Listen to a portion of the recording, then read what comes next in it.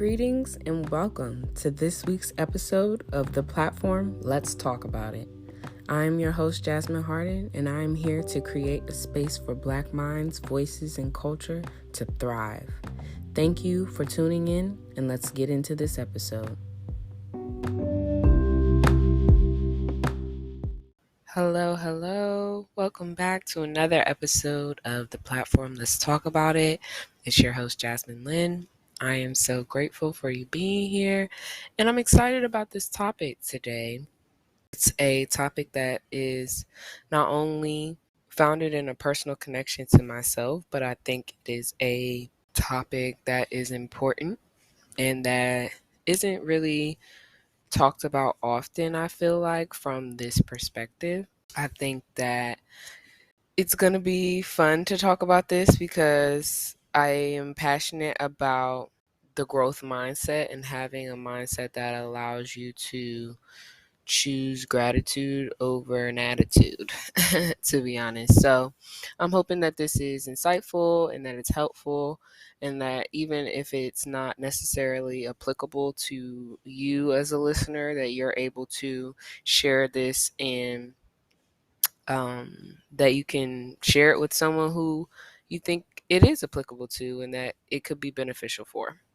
So, as the title shows, this episode is about introvert superpowers, and it is going to focus on workplace scenarios or workplace culture and how I believe, at least, and some may disagree, but we live in a society where extroverted, outgoing personality types are typically more praised and seen as a personality type that is bound for more success.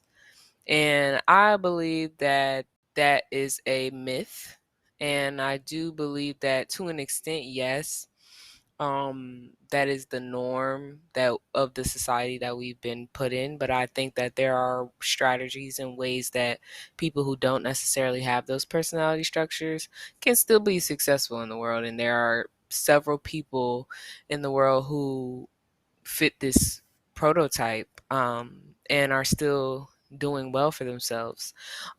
Just one example is Oprah. I know for a fact Oprah has expressed that she considers herself an introvert, but people don't think of her as an introvert. When they think of Oprah, they think of a successful businesswoman.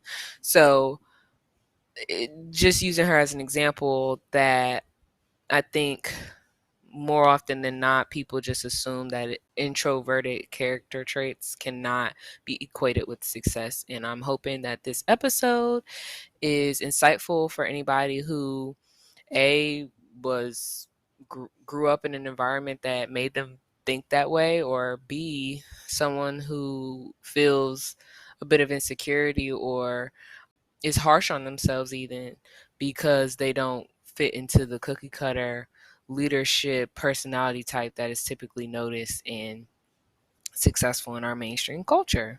So the topic came up for me in a conversation I had with a coworker. I was mentioning my aspirations to become a lawyer and how I'm also an introvert. And they made a offhand comment like, "Oh, in order to be a lawyer, you're gonna have to be extroverted. You're gonna have to put yourself out there and um, really strive to be seen and heard." And I immediately was like, my body was flushed with like a little bit of anxiety, and kind of like I went into defense mode because I know that I didn't respond defensively, but I could just feel it internally that that's how that comment made me feel. And I sat with it for a while because I was like, okay, well, why am I responding this way? Why did that trigger me to respond in that way? And I realized it's because I'm big on, I don't feel like I should have to change myself to be successful. I don't feel like I should have to compromise who I am in order to fit whatever mold society tells me I need to do. I believe that I can be who I am authentically and still do God's will and be successful and attain my dreams and aspirations and passions. So it kind of led me down this path of thought to where I am now of like, okay, well, let me open up the floor for conversation of this on the podcast. But the perspective I want to speak on it from is after I've done some research, and I will tag the articles that I used in the show description and notes, that I believe I and so many others who have come before me am not the only introvert in the world, in the workplace, and I am not the only person who experiences feelings of overwhelmed, lack of motivation, even anxiety, depending on how introverted you are on the spectrum of introversion to extroversion. And I realized, like, okay, this is something I really want to talk about, because there has to be research, or there has to be something out there that talks about this, because I know I'm not the first person to come up with this thought. So I'm going to really pattern this episode based off of the research I've done, that other people have done, based off of research other people have done, talking about this topic, and really shedding light on things I believe are benefits of being an introvert in the workplace, versus talking about it from the perspective of trying to tear down why extroversion isn't always the best thing, or trying to compare extroversion to introversion in a like combative way. I kind of just want to shed light on, okay, I think it's normal in society to understand how being outgoing, being taking initiative, being social, willing to go out of your way to be seen and heard are traits that are clearly extroverted and clearly seen as beneficial ways to move up the ladder, ways to become a leader, ways to get a pay raise. Okay. So I want to talk about how, okay, well, what are some of the superpowers that us introverts could have in these same environments? And for anyone who's listening to this who may be wondering, like, am I an introvert? I just kind of want to throw these questions out there just to see if you feel like it applies to you. Because if it does, then 9 times out of 10, you would probably be somewhere on the introverted spectrum. Um, but I got these questions from the New York Times article. It says, do you feel replenished by being alone? Given the chance, would you spend a chunk of your workday in a quiet setting? Or would you prefer to be surrounded by coworkers in a busy office? I think those are two pretty clear clear questions to ask. How do you spend your lunch break? Do you spend your lunch break talking with a coworker, catching up, or do you spend your lunch break recharging alone? And I think those are examples of ways that you could ask yourself, like, yeah, maybe I am an introvert, even though I think most people who are introverted probably know they're introverted. But I just wanted to give that um, give that premise just off of anybody who's wondering, like, oh, I don't know if I fit this. I don't know if I fit into that category.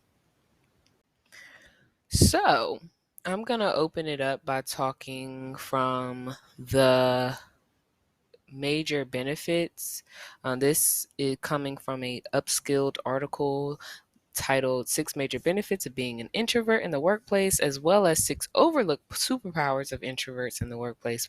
And that is an entrepreneur article. And again, these are going to be cited in my show notes. So I'm kind of breezing through this. I'm not going to read it verbatim, of course, but if you want to look at the resource, it is available to you.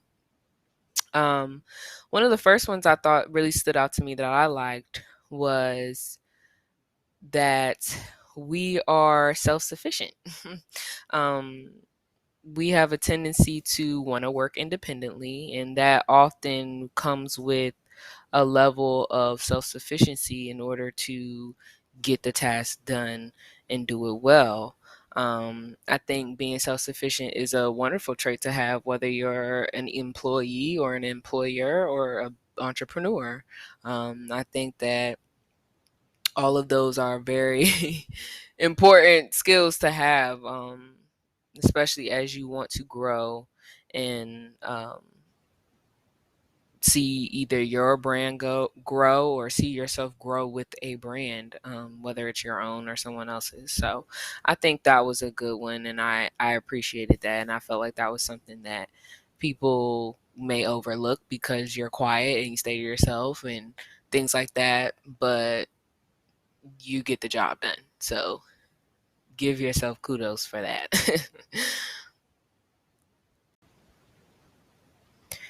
Another benefit of being a introvert that I thought was very, very beneficial. It says introverts are typically more empathetic. Introverts are more sensitive to and aware of the needs of people around them.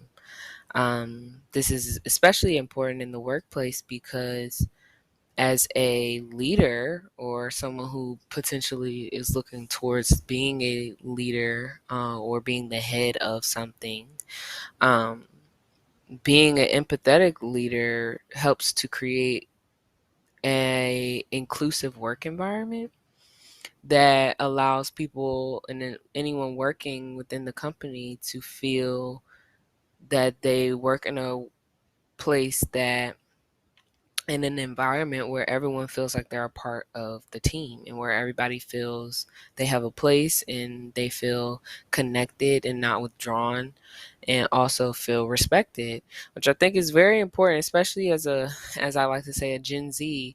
I am big on, if the workplace is toxic, I will not be a part of it. I don't care.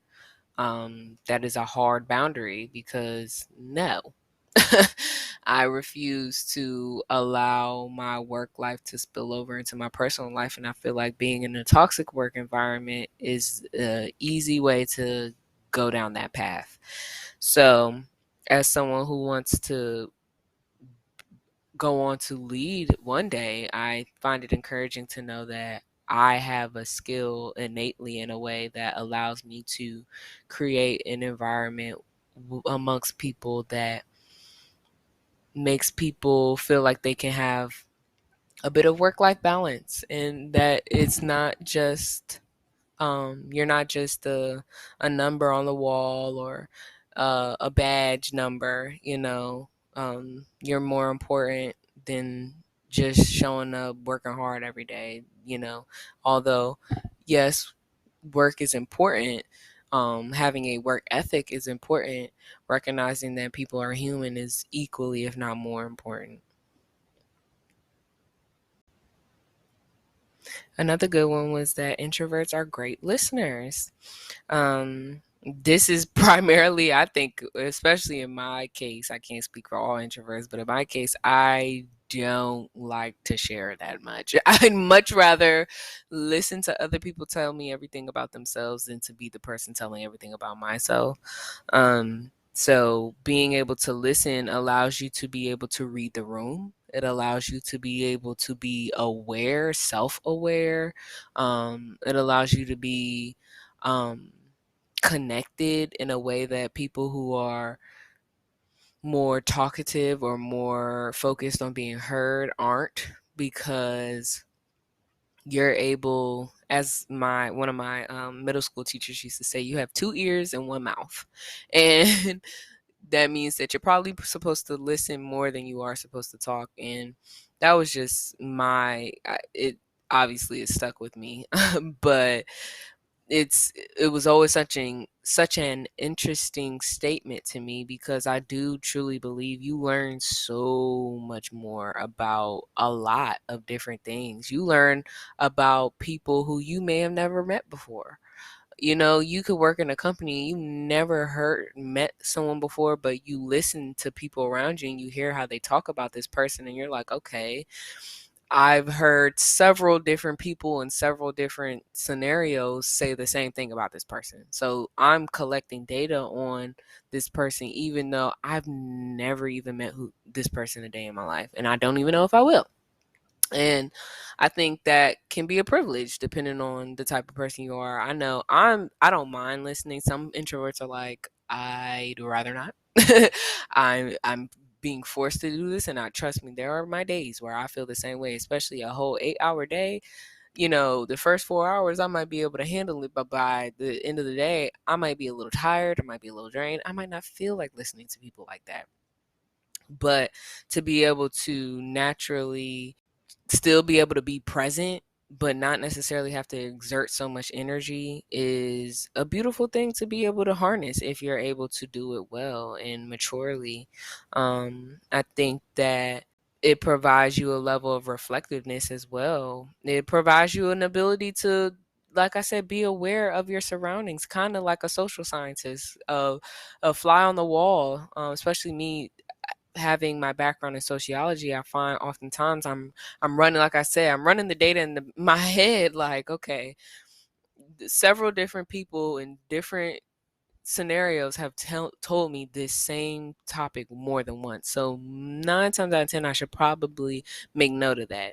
That shouldn't be something that I just throw out the window as like, oh, gossip or this or that. Like, sometimes that can be the case that you may have heard some information only through gossip or whatever, but 9 times out of 10, there could be some validity to what you're hearing. So to just be aware doesn't mean that you have to run to the bank with that information, but to just hold it in your mind and be aware and use it when needed is a good skill to have, for sure. The benefits of being a introvert in the workplace. I kind of want to touch on being an introvert in the workplace, because it's one thing to be like, okay, put the battery in my back, yay, I'm an introvert, I have superpowers. Now what? I think it being an ambitious introvert can be daunting. I know for me, I have my moments where I'm like, I genuinely don't understand how I'm going to be able to handle, and it causes me to really want to strive to create a foundation for myself now so that I'm not at a point of exhaustion and burnout by the time I'm older. So some of the things that I got from just doing the research that I did on this topic, I I see that knowing your boundaries and setting limits is a big part of remaining in a healthy space as far as work life balance, as they say, goes.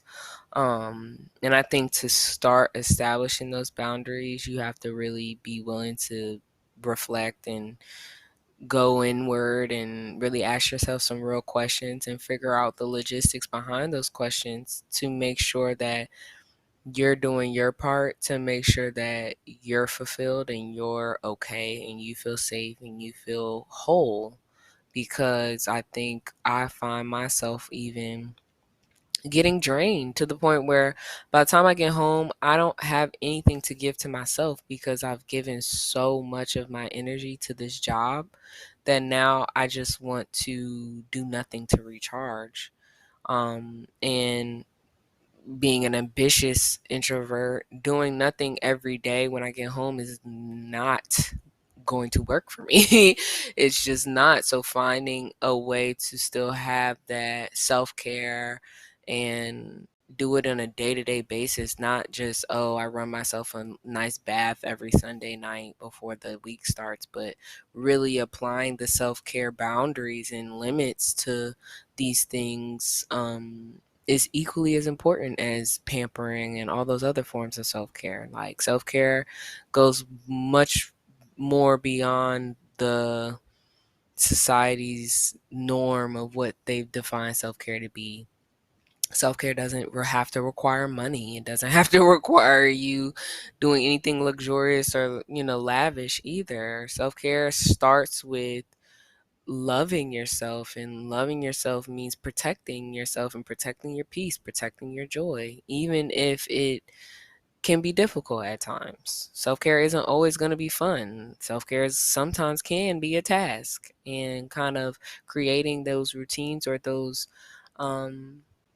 conditions in your mind to the where okay, if I'm in this type of situation, if I know I have XYZ meetings coming up in a week, I'm going to have to pattern my week a certain way. I'm going to have to communicate a certain way with this job. I'm going to have to do certain things, just being honest and real, not only with yourself, but the people around you. And Sometimes being honest and real doesn't necessarily mean oversharing.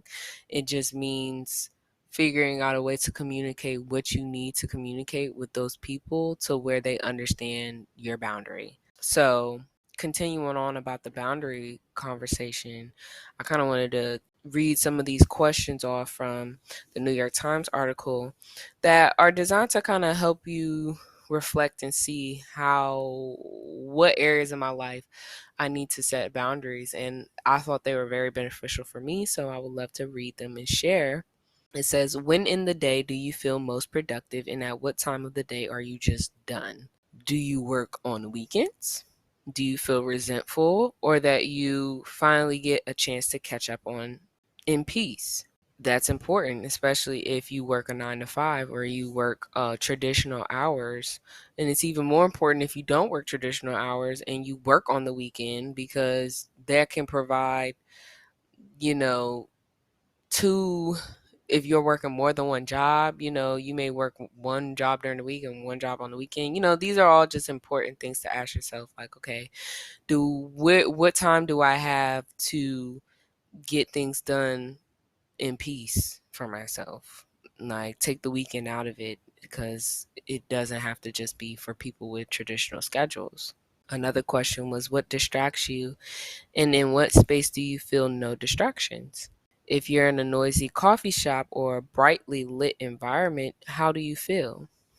That brightly lit environment is really important as well, because I didn't realize how things like lighting and just things that you may not be considering on a day to day because you have bigger things on your mind, how all these things can look. Smells, even smells is a big one for me, which I recognize. I have to have smell good things going before I'm in a work mode. Like, I just need that to be a part of my routine. So recognizing those things is important. How does your environment affect the way you work? Do you get more work done around people, or do you get more work done alone? When do colleagues inspire you, and when do you need to be alone, or when can they be a distraction? If you could design your ideal week, what would your schedule look like? And what other things about your work environment send you over the edge? And I think adjusting your space, adjusting your pace, how adjusting your schedule to your needs is important. Reinventing and rethinking your environment and your space is also important. It's a part of creating those boundaries and creating that personal space that you need as an introvert in order to think clearly and have a level of security and safety in your day. I hope that what I shared was at least a little bit beneficial, helpful. I would love, love, love, love, love to hear feedback on this episode from anyone who feels like, hey, I disagree. I think introverts in the workplace get it easier than extroverts. I don't care what your opinion is. If you have any thoughts that were provoked from this episode, please feel free to share them. I love creating dialogue about these topics because I I'm really just speaking from my community and my perspective, but I would love to hear any opposing or any agreeing perspectives as well. And because I think everyone has a unique experience and perspective, so I would love to share that with you, the way that I can share mine with you. Um, I definitely hope everyone is taking care of themselves. Um, and this episode is dropping after Memorial Day weekend, so I hope that you guys got some rest and that you're getting ready for the work week. That you're enjoying the world warming back up. Summer is right around the corner. Um, Let me know if you want more on this topic. I would love to kind of dig even deeper on this and um, talk about tips and tricks to navigate your way through. I shared a little bit on it, but I definitely want to talk more about it if you're interested in hearing about it. I would love to talk more about this topic because it's very relatable for me. And I hope that it's relatable for you. I figure it would be. I think that people who are typically drawn to podcasts are typically people who are probably more introverted than extroverted, and probably like to listen, like previously mentioned. So, if this is relatable, please, please, please give me feedback. I'm almost begging for it. I won't say I'm begging for it, but I'm almost there. I would love to hear back from you guys. I want to close the episode out with some affirmations just because I feel like as I went on thinking about this topic, I was like, okay, I want to close this out on a positive note. And I want to really, if anyone else is struggling with any insecurities or anything like that as regarding being an introvert and being someone who wants to be ambitious and has big passions and ideas and isn't really sure how they're going to navigate getting there, I just want to provide 2 affirmations for you that you can take away from this episode and that hopefully you can say them and that they can become a part of this journey to becoming who you aspire to become while still remaining true to who you are today. So the affirmations begin. I feel clarity and grounding when I listen to my inner wisdom. I feel clarity and grounding when I listen to my inner wisdom. It is safe to release my fear and trust myself. It is safe to release my fear and to trust myself. Please feel free to repeat these to yourself. Repeat these every day. Repeat these as much as you need, my love. I hope that you enjoyed this episode, and I'm looking forward to talking to you next week. Take care of yourself. Stay well, stay safe, and stay you. Until we talk again.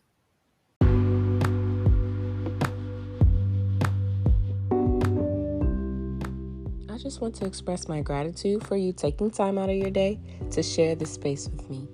I hope this episode was meaningful and you leave feeling enriched. I appreciate you for being a part of this community of listeners and hope you gain some fulfillment out of your day. Please do not forget to go follow us here and on all social media platforms. You can find us on Instagram at the platform LTAI podcast and Twitter at the platform LTAI. Also, share any episodes that you've enjoyed with loved ones. I appreciate any help getting this community to grow. Sending positivity your way, this is your host, Jasmine, signing off. Stay safe, stay well, and farewell.